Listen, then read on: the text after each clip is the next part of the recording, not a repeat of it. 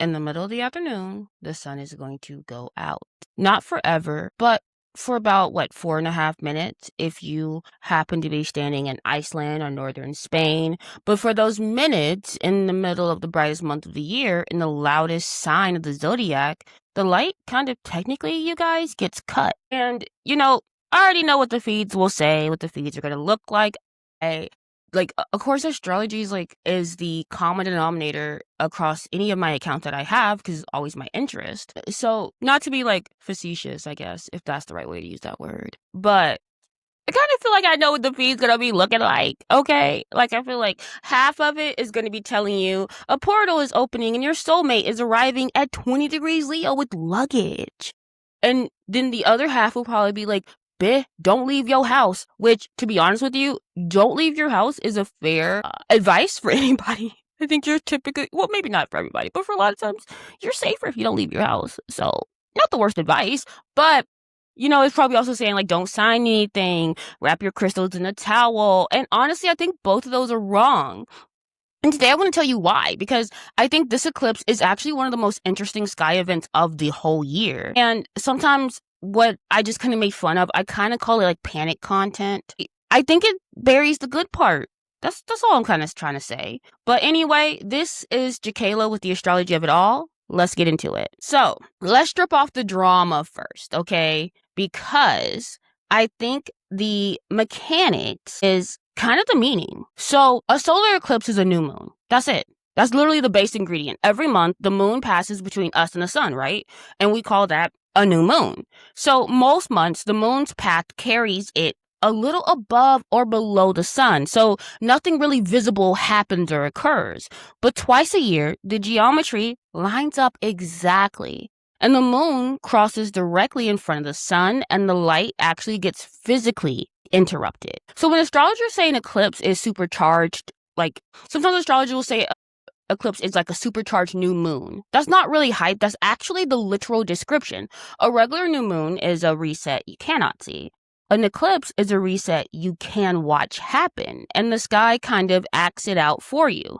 And this is a dramatic one. August 12th, 2026. Total solar eclipse at 20 degrees of Leo. This is the first solar eclipse visible from Europe since 1999. I was barely here, and so were a lot of you guys probably as well. But the path of totality, it basically runs across Iceland, Greenland, and a strip of northern Spain. 27 years since Europe last stood, if I'm getting my math right, underneath one of these. So there probably will be photos around a lot. And, if you have a ring light and an opinion, you'll probably be posting about it. And that's kind of why I want you to understand it before the noise starts. So here's a frame I kind of want you to hold for the whole episode. If you're a note taker, write it down, boys and girls. An eclipse does not give you a new life. It takes something out of the room so you can finally see the floor. Let me explain that. So interruption is not destruction. When the power flickers in your house, for example, the power is, going on and off, nothing's destroyed. But maybe you suddenly notice which machines are humming because the humming stops, That's kind of what an eclipse does with the sun. Something in your life that may have been running on autopilot, usually something tied to being seen for this season, being validated, being lit up by other people's attention maybe, that will go quiet for a beat. And in that information, in that quiet, you get information that you might not have been able to even hear before. So let's talk about why Leo and why August. So this is the part that a lot of people skip, because this eclipse is not happening in a random sign at a random time. It's happening at 20 degrees of Leo in the middle of August, and that timing is the whole story. So quick refresher for how I read the zodiac for anybody new here. The zodiac is a symbolic system humans built by watching the earth, what it does as the sun moves through the year, and developing a language for how each phase of that cycle shapes experience. I like to see it as pattern recognition. I'm no different than any other astrologer. I just like the seasonal element to add a little bit of layer, a little bit of substance, a little bit of to it, if you get what I'm saying. Add a little bit of Glorilla. Okay, I can't be Glorilla. I'm Jakayla. But I like to be as cool as Glorilla. I don't really know Gorilla like that, so I don't know where her morals and morality lies. But I like her energy. Anyway, that's my friend's energy actually. She's like, But anyway, so Getting back on topic. Sorry, you guys. So, what does the zodiac claim about Leo? This is why I have the slides. It keeps me on track. So, what does the zodiac claim about Zeo? Zeo. New zodiac sign. You guys didn't know? Zeo is the new zodiac sign to join. I'm just kidding. So, what does the zodiac claim about Leo? It says that Leo is radiance, self-expression, the courage to be visible on purpose, the open-hearted performer of the zodiac. And when we look at what the world is actually doing in mid-August, at that point in time, we are in the peak of the light half of the year. So the sun has been climbing since December. The days are long, the heat has fully accumulated, and everything that has been growing all year is out in the open. This is when the world is ripe and exposed and on display, and there's nowhere for anything to hide in August because the world itself is at maximum expression. I like to think about like if you're looking at like a desert landscape with like no trees on it. It's just bright light exposing. Everything is exposed. Everything is able to be seen. So this is why, for me, the zodiac descriptions of Leo, it tracks. Because I'm not saying that August weather manufactures confident people. I'm saying when you look at what this phase of the year is doing, the zodiac's read on it makes sense. The season is the receipt, not the source. So now put the two pieces together because I think this is where it gets good. An eclipse is the light being interrupted. And this eclipse happens at the exact moment of the year when light, visibility, and expression are what? The entire theme. And the sun is at its most exposed in the sign that is about being seen, going dark in the middle of the day. I think the sky could not be like more on nose if it tried. Are you with me? Because this eclipse is a reset in how you take up space, and it's arriving during your loudest season. So the questions I find this eclipse asking is not what disaster is coming, but more so like where am I performing a version of myself instead of expressing one? Whose attention have I been running on? What applause stopped feeding me a long time ago, and I kept chasing it away. Anyway, I never can read right. But let me read that question again. What applause stopped feeding me a long time ago, and I kept chasing it anyway? By the way, you guys, these questions are like actual questions for myself from like my personal writing, by the way. So if you're wondering what's going on in my life, you can kind of look at my questions and kind of get an example of it. But what would I still do, make, wear, say if nobody was watching at all? And now listen, let me tell you something. The eclipse, it don't got no answers for you. Not one. It doesn't have one answer for you at all. It's only going to be cutting the stage lights for about 4.5 minutes so you can hear your own voice in the dark. And that's me being very like literal. You're going to feel the effects of it a little bit deeper than that. But yeah, anyway. So let's talk about who feels it and the runway leading in, because degrees do matter with the eclipse. So let's get specific. This one, it lands at 20-degree Leo. So if you have your sun, moon, rising, or personal planet between roughly 15 and 25 degrees of the fixed signs, that is Leo, Aquarius, Taurus, and Scorpio, this is your eclipse. So pull up your chart. Also, if you see a placement in that window, the reset is personal this year. Everyone else gets the ambient version, the mood in the room, rather than the tap on the shoulder. And I want you to see the runway, because I think the sky has been walking us here all month. So August is probably going to open a little tense because we have Venus and Mars squaring, and it's going to have a lot of people's relationships running a little spicy in the first week. And then around August the 6th, Venus is going to be moving into Libra, her own sign. So the temperature, it kind of like drops a little bit, where things will be more diplomatic, more balanced, a little early taste, a little light taste of Libra season to come. And then on August 9th, 3 days before the eclipse, we're going to have Mercury entering Leo. Communication will probably warm up, maybe actually get a little theatrical, honestly. Get on that stage, y'all. People will probably start saying things with their whole chest. And that window, roughly August the 9th through the 11th, I think that's actually a really beautiful stretch to talk and to launch and to be visible, because the eclipse has not landed yet and the air is very warm and expressive. So I find the choreography of this month to be tension, then like softening, then warmth, then lights out. More of a sequence than chaos. So let's go sign by sign. But before I run through the list, I want to show you the actual math, because I'm not just like assigning vibes here. There's an actual mechanic. And once you see it, hey, guess what? Y'all can even check my work if you want to. So Your chart is divided into 12 houses, right? And each house governs a different area of life: identity, money, communication, home, and so on around the wheel. Your rising sign sets your first house, and the rest count from there in the zodiac order. So the eclipse is one event at one address, right? It's like about 20 degrees of Leo. But that address, it sits in a different room of everyone's chart depending on where your count starts. And that's why the eclipse can mean 12 different things. And I'm going to tell you which room the lights go on for you and why. So we're going to be using your rising sign first because the houses are basically built from them. So that's why we're starting right there. Your sun sign can also work as a backup if you don't know your birth time, because everybody does not know their birth time, and that's perfectly fine. So let's get started. Leo rising. Leo is your first house. For all you Leo risings, you're experiencing this eclipse in your first house, right? So this is the house of identity, body, your name, how you show up in a room. This is the house is typically associated with Aries. So let's say a little Leo with a little Aries energy. Excuse me. This eclipse is going to be landing directly on the U part of your chart, which only happens about every 9 years by eclipse cycle. So the reset is not about your job or your relationship. It is about the self underneath both.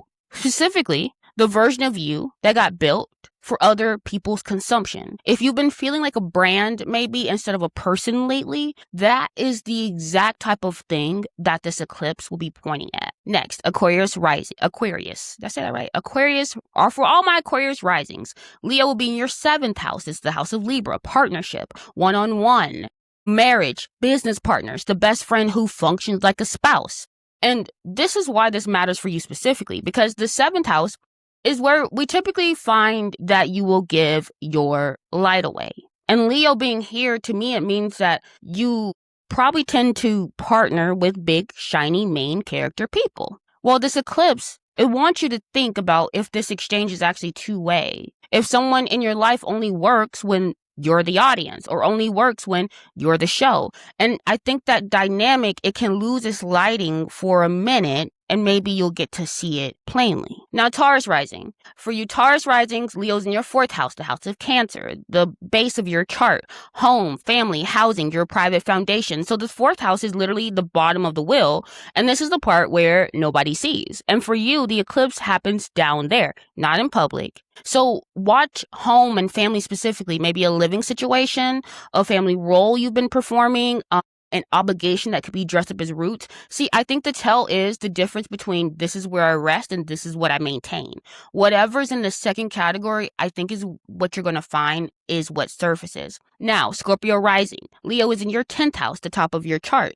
10th house is the house of Capricorn. This is your career, your reputation, your public role, the things that strangers know you as. See, here you're the mirror image of Taurus. Because their eclipse is private, yours is the most public one on the list. If the title no longer fits the person holding it, this is when the gap becomes impossible to ignore, I think. Not necessarily a firing or a quitting, but sometimes just the quiet realization that you've been performing a job description instead of doing work that you actually may feel that you're proud of. So then we get to Aries rising. Leo is in your 5th house, so this would be your 5th house. Leo is the 5th house, duh, Kayla.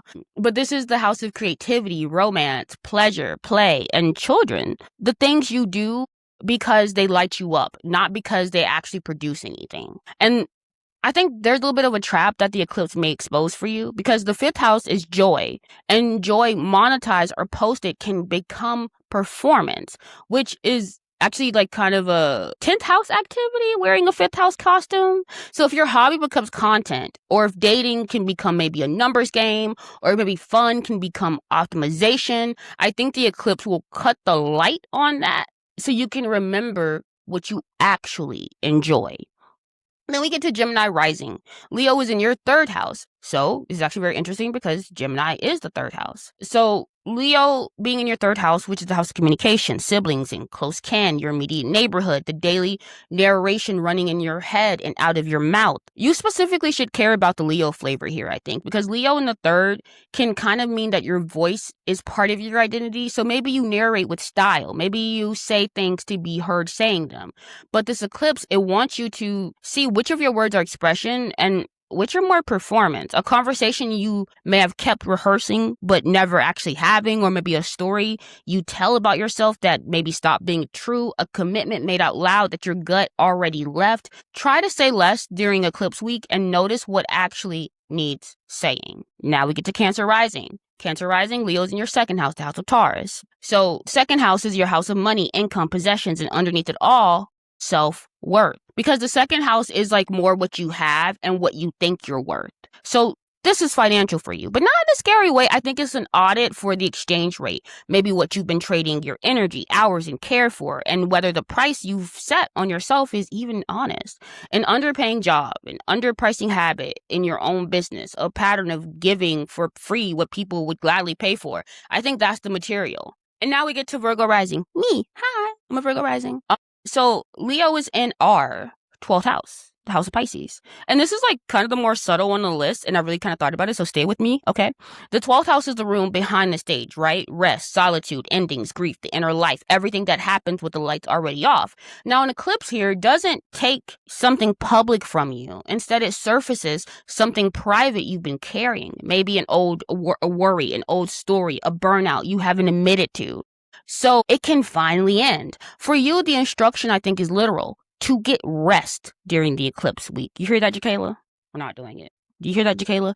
But get some rest, okay? Because the work is internal and it does itself, if that makes any sense, if you get quiet enough to let it, which is very hard for us Virgo risings, I think. Very, very difficult for us to be still and let the quiet seep in. But we can shut up for a second. And now Libra rising. So count it with me because I think this may, surprise people. Libra first, 11 houses along, you would land on Leo. So Leo is your 11th house. Friend group. It is House of Aquarius. Friend group. Communities, networks, your long-term hopes. And this is why this matters for you specifically, because you're the zodiac's partnership sign, wired to keep every room comfortable. And the 11th house is where that instinct scales up from one person to the whole group because it's about community. So the eclipse audits which circles feed you and which ones just run on you being the agreeable one. Because when the lights cut, I want you to notice which rooms you'd still choose if the membership fee wasn't self-editing. And those are going to be your people. The rest, they're probably just scheduling, okay? Let's just ignore them. Let's move on. Sagittarius rising. It's our last crop. Sagittarius rising, Leo is in your 9th house. That is another one. Sag is 9th house as well. Leo is in your 9th house. Beliefs, higher learning, publishing, travel, the big picture. The 9th house is your conviction engine. And with Leo there, your beliefs are part of your presence. So you know what? Go ahead, boo, and say them with your chest. The eclipse, they test whether you still actually hold them or if you've just been performing certainty because people may expect it from you. Maybe a belief you've outgrown, a stance you took publicly that privately went soft. Updating it out loud is the assignment. And that's not weakness. That's the 9th house just doing its job. And now we get to Capricorn rising. This is the 8th house. And 8th house is the house that is associated with Scorpio. So 8th house is the house of shared resources, debts, loans, inheritance, other people's money, and the deep end of intimacy. This is the house of entanglement. Everything you cannot untangle from another person with a simple handshake. The eclipse, I think it clarifies that there's maybe a little bit of imbalance there. Maybe a debt that's more like control, or a shared account that's more like dependence, or intimacy where one person is fully seen and the other performs. So I would like you to keep an eye out on what gets illuminated about who owes what in money or in vulnerability, and settle with honesty, okay? Now, last one, Pisces rising, Leo's in your 6th house, the house of Virgo. Work, routines, health, the daily grind, everything you do because every single day you do it on repeat. Routines are honestly invisible precisely because they repeat, right? An eclipse here makes the invisible visible for a minute. So maybe audit your autopilot. The standing meeting that may produce nothing, the health habit you may perform but you don't really feel, the way your work day quietly expands to fill your whole life. See, the 6th house, it rules, the eclipse enforces. Not everything you do every day deserves to be done every day. So that's all 12. And now you know why I said what I said for yours. One eclipse, one address, 12 different rooms. If you heard your eclipse and felt something drop in your stomach, I think that's good. And that's the note to take into eclipse week. So Practical session. What should you actually do with an eclipse? I think 4 things. 1, don't launch on that day because the signal's scrambled. There's nothing wrong with holding on, okay? Eclipses, I think, are for noticing, not initiating. The old advice about not starting major adventures on eclipse, I think, is less about curses and more about signal, because that these days the signal will be scrambled. If you have something to launch, maybe do it before August the 9th through 11th while Mercury is still warm in Leo, or wait until a few days after the 12th. Nothing wrong with it. You may actually find that you needed to wait and do some revisions. Or you can launch it before the 9th and then see what signals you get and recalibrate after the 12th. Just thought. Number 2, honestly, skip the manifestation rituals on this one. The solar eclipse is not a wishing moon, you guys. You don't need to go plant seeds during a blackout. Just go plant seeds if you want to.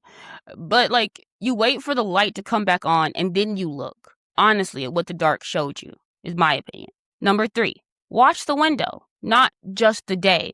Give it about August 8th through August 16th. And during that window, pay attention to what leaves, what goes quiet, what suddenly feels like a costume instead of a self. And take notes. Don't take drastic action. Notes first, move later.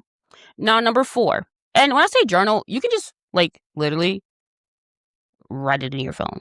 I think that counts as journaling. Your notes app can definitely count as journaling.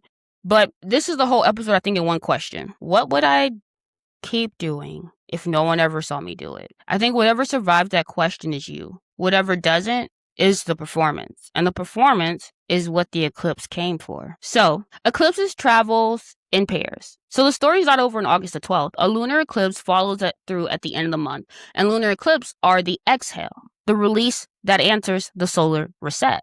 We'll cover that in its own episode. So, hey, make sure you're subscribed.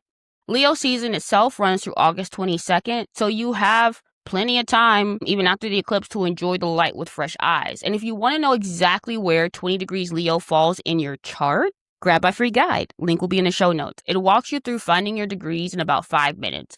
And if you want a full map, that is what the seasonal blueprint is for, baby. It's a written reading of your whole chart through the seasonal lens that I use on this show. Also, because the eclipse belongs to the Leo and Aquarius axis, just remember that, okay? So this is where I'm going to leave you. On August 12th, the strongest light of the year is going to go out for about 4.5 minutes, and then it's going to come back. And the light always comes back.